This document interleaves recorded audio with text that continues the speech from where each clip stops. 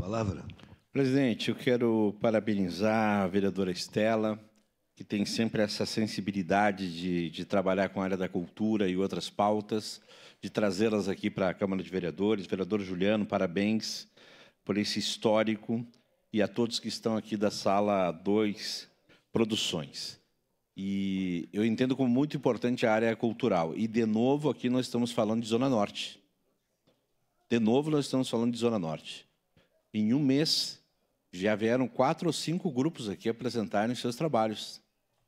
Em um mês, todos da Zona Norte. Todos da Zona Norte. Então, a periferia faz arte, faz cultura, tira pessoas das drogas, tira pessoas de maus caminhos, leva para a escola bons ensinamentos. E isso é muito importante. E eu quero acrescentar que a gente poderia levar muitas outras coisas para os bairros, não apenas para a Zona Norte, para outros locais da periferia de Caxias do Sul. E eu não sei, vereadora Marisol, se ainda existe um programa aqui, que Vossa Excelência é responsável pela Escola do Legislativo, fazendo um excelente trabalho. Nós tínhamos cinema aqui, na legislatura anterior, aqui na Câmara de Vereadores.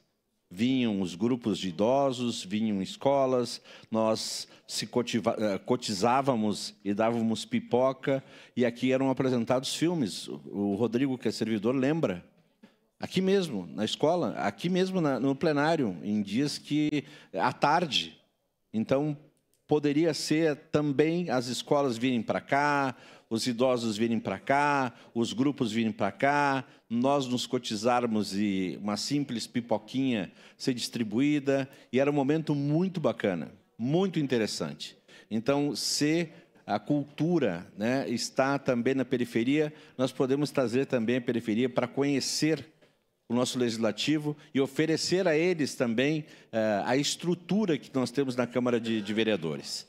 Então, só queria dizer isso, parabenizá-los, vereadores, e sugerir isso, né, vereadora Marisol? Sugeri isso porque eu me lembrei agora de que era feito isso aqui na legislatura anterior e era um momento muito emocionante e muito importante. Parabéns, vereador Juliano, parabéns, vereadora Estela. Obrigado, senhor presidente.